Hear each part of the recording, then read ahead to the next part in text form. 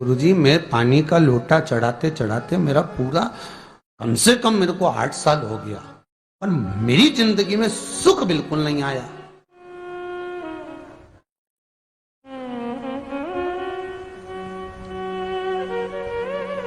हमने कहा तूने कैसे चढ़ाया, वो भी तो सुने। तो क्या कैसे, क्या स्नान करा और मंदिर जाके लोटा चढ़ाया पानी का। अच्छा, अब मैंने कहा तू चुप रहे।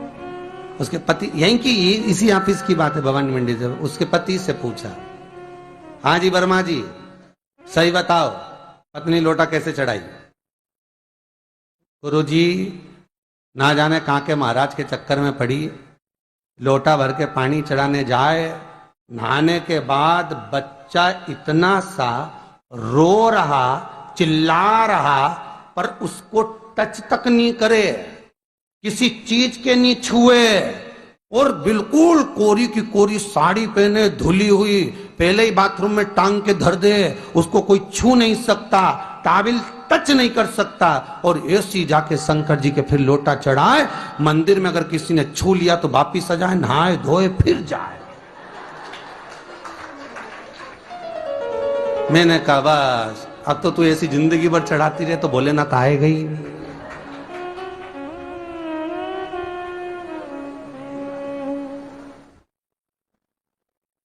सत्य बोलो रे मिलेगा। कई लोगों ने पूछा शंकर को रिझाने के लिए कौन से कलर के कपड़े पहने कि शिव राजी हो जाए। शंकर को पाने के लिए कपड़ा बदलने की जरूरत नहीं होती, शंकर को पाने के लिए कलेजा बदलने की जरूरत होती है, शंकर मिल जाता है। कपड़े से शिव कभी नहीं मिला साहब। आप कौन से कलर के कपड़े पहन रहे हो, ये शिव प्राप्त नहीं करोगे हो। सफेद पहन लिए, लाल पहन लिए, केसर के पहन लिया, उससे शंकर नहीं मिल रहा हो। बहुत सारी रुद्राक्ष की माला धारण कर ली, हाथ में भी खूब सारा रुद्राक्ष पहन लिया, यहां पर भी पहन लिया, कान में भी रुद्राक्ष धारण कर लिया, जटा पे भी रुद्राक्ष लगा लिया, उससे शिव नहीं मिलने वाला हो।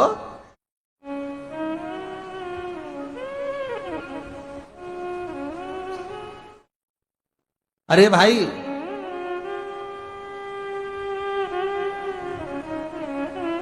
किसके पास में जा रहे हो आप जल चढ़ाने के लिए? जम के बोलिए जरा। शंकर जी के पास। शंकर जी कौन है? तुम्हारे कौन से मतलब नहीं है। भगवान को तो केवल इतना मतलब है कि आप मन कैसा लेकर आए हो। ये तन साफ करने से, स्नान करने से, खूब रगड़ रगड़ के नहाने से, लक्स पेयर से, खूब घिस घिस के नालों ने, क्रीम ने, पाउडर, डेंटिंग पेंटिंग करके फिर भगवान के पास जाओ और बढ़िया 2-4 घंटे तक फैशन करके भगवान को रिझाओ, भगवान रिझेगा? अरे गर्ग संहिता में लिखा है कि शंकर को एक बार प्रणाम करने का फल क्या है कि 10 अश्वमेध यज्ञ के स्नान का जो फल होता है वो मात्र शंकर को प्रणाम करने से मिल जाता है। कितना? 10 अश्वमेध यज्ञ के स्नान का जो फल है शंकर को मात्र प्रणाम करने से मिल जाता है। पर गर्ग संहिता कहती है कि 10 अश्वमेध यज्ञ के स्नान के बाद भी मनुष्य का जन्म वापिस मिल सकता है। मतलब वापिस तुम्हारा जन्म हो सकता है, किसी भी रूप में हो जन्म हो सकता है। पर शिव पुराण कहती है, गर्ग संहिता कहती है, स्कंद पुराण कहती है, नर्मदा पुराण कहती है कि महाराज इतना जरूर है कि शिव को प्रणाम करने का फल उतना है कि 10 अश्वमेध यज्ञ के स्नान का फल मिल जाता है।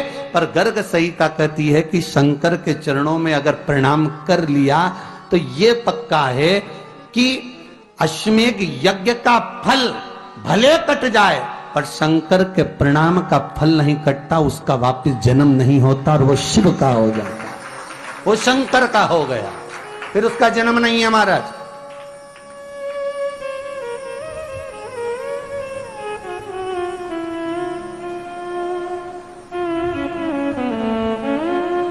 पति से कहा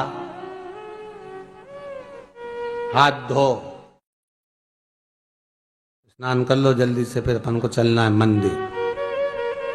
पति बोला नहा लिया एक बार तो दूसरी बार फिर से नहा लो।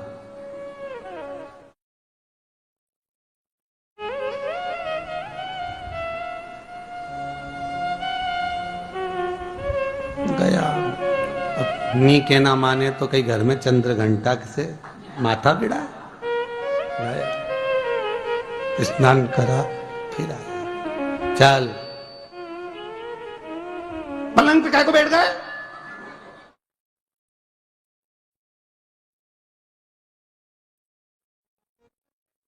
पलंगी तो है।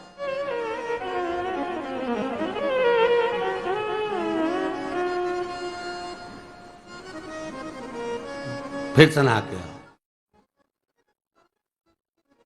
अब ये फिर नहावाने भेज दिया। होता एक सास बेचारी मायके जाना था, मौसी की यहाँ शादी थी।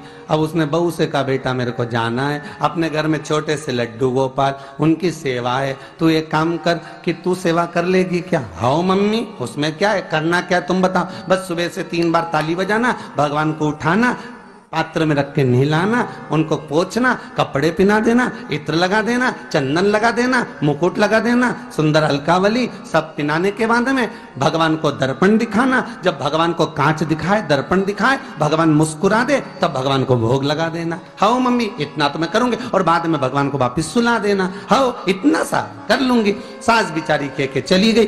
अब बहू सुबह से उठ के 3 बार ताली बजाई, भगवान को उठाया, बिठाया, नहवाया, तैयार कर दिया। तैयार करके जो दर्पण दिखाया तो भगवान तो मुस्कुराया ही नहीं। अब इसको कौन समझाए कि पीतल की मूर्ति कोई हंसे है? पर उसने तो विचार करा कि सास कह के गई भगवान जब मुस्कुरा दे तो उनको भोग लगा देना। अब भगवान तो कोई मुस्कुराए नहीं, ये दर्पण दिखाया। इसको लगा कि मेरी सेवा में कोई कमी रह गई। इसने भगवान का कपड़ा वपड़ा वापिस उतारा, इनको वापिस रजाई में सुला दिया। अब भगवान को वापिस रजाई में सुलाया, फिर आ गई, 3 बार फिर ताली बजाई, भगवान को फिर उठाया, फिर बिठाया, बिठाने के बाद में फिर उनको कपड़े वपड़े पहनाकर फिर दर्पण दिखाया, पर भगवान तो मुस्कुराया ही नहीं। ये वापिस इस सेवा में गलती रह गई। वापिस इसने सब कपड़ा उतारा, भगवान को फिर सुला दिया। सुबह 8 बजे से नहवा रही, कपड़े पहना रही और सुला रही। 1 बज गई।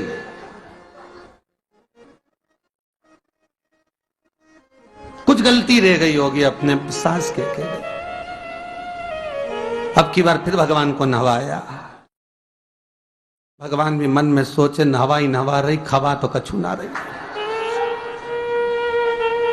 28 बार नहवा दिया। इसके बाप का क्या जाए, 29 बार भी नहवा देगी। सर्दी होगी तो हमको होगी, इसका क्या जाए। नहवा ही रही है और खवाती कुछ नहीं, फिर सुला देती है, फिर ताली बजा। अब क्या फिर आ गई और 29वीं बार फिर बैठ गई और फिर भगवान को नहवाया, कपड़े पहनाया और पहनाने के बाद भगवान का श्रृंगार करके जैसे ही दर्पण उठाया, उठा के जो भगवान को दिखाने लगी, भगवान ने मन में सोचा अब की बार तो हंसी दूंगा, चाहे कुछ भी हो जाए। और भगवान दोनों दांत दिखा दिए। जैसे ही भगवान ने दांत दिखाया, इसने दर्पण रखा और जल्दी से भोग लाई, भगवान के जिमाया। भगवान के जिमाया, जिमने के बाद भगवान को फिर वापस सुला दिया। अब ये सुबह से जैसे ही आए तो भगवान पहले ही मुस्कुरा के, क्योंकि भगवान को मालूम है नवाएगी 25 बार का मतलब उससे चंद हंसी दो, हंसने में क्या जाता, तो भगवान पहले से मुस्कुरा के बैठ जा। अब एक दिन सास आ गई। सास ने कहा बहू अब सेवा मैं कर लूंगी। हाँ मम्मी कर लो। मम्मी सेवा करने बैठी। मम्मी ने भी स्नान कराया, श्रृंगार करा, कपड़े पहनाए, मुकुट लगाया। सब लगाने के बाद जैसे ही सास कांच दिखाने के लिए दर्पण को उठाई, इतने में से मूर्ति में से आवाज आई, दर्पण तो तेरी बहू दिखाएगी, उसको बुला दे, बहुत जोरदार दिखाती, वो दिखा सकती, तू वापिस धर दे दर्पण, तेरे बस का नहीं। भगवान को भी लगा कि भैया सामने अब इसमें कोई दिखावा था क्या? प्रेम, वात्सल्य था। भगवान भक्ति के बल पर ही था। फिर बैठ गए पलंग पे, नाव वापिस नहाते नहाते चले, मंदिर पहुंच गए और राम बेलपत्तर तो घर धरी आई। जैसे ही बोली बेलपत्तर घर धरी आई, पति इसको घूर के देखा, 2 बार नवाया है और बेलपत्तर रखी आई घर। ये पति से कहती कि तुम लेने जाओ, उससे पति पहले ही बोल दिया था कि मेरा तो आज घुटना बहुत दुख रहा, बहुत घुटना दुख रहा।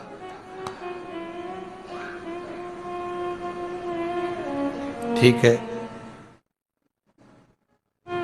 तुम बैठो, मैं आई अभी घर से। अब घर जाते जाते मालूम पड़े फिर कहीं का कोई छुआ गया तो नहाने बैठ गई। फिर आई, इसकी जो पूजन की थाली रखी थी, कोई भगत आया बेचारा, उसने सोचा मंदिर की थाली है, सब चढ़ा चुड़ू के चले गया सब।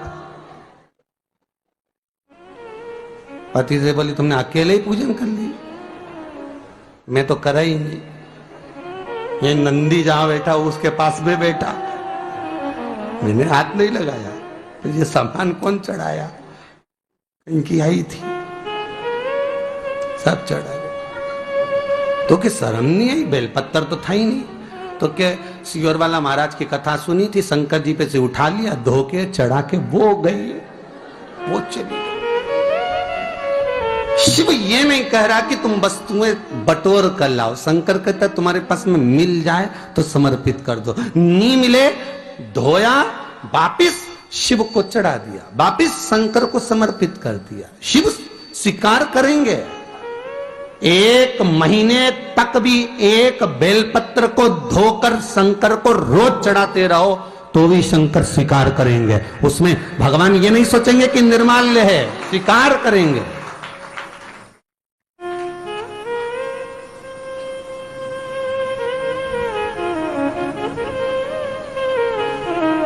इसका मतलब ये नहीं है कि तुम मंदिर के घर से अगर पास में लगी हो, नजदीक में लगी हो, 8, 10, 15 घर छोड़कर कुछ थोड़ी दूरी पर भी बेलपत्र लगी हो तो लेकर जरूर जाना। नहीं तो कहीं कहीं की इतनी आलसन। उन्होंने कहा सियोर वाला महाराज बोला तुम तो उठा उठा के चढ़ा दो। तो भगवान के मंदिर में ही बेलपत्र नहीं जाए मालूम पड़े हो तो ऐसा नहीं है कि नहीं जाए वाला, जाओ, पास में लगी हो तो लेकर जरूर जाओ। भगवान को समर्पित करने के लिए थोड़ा ना थोड़ा भाव भगवान के द्वार पर जरूर लेकर जाओ।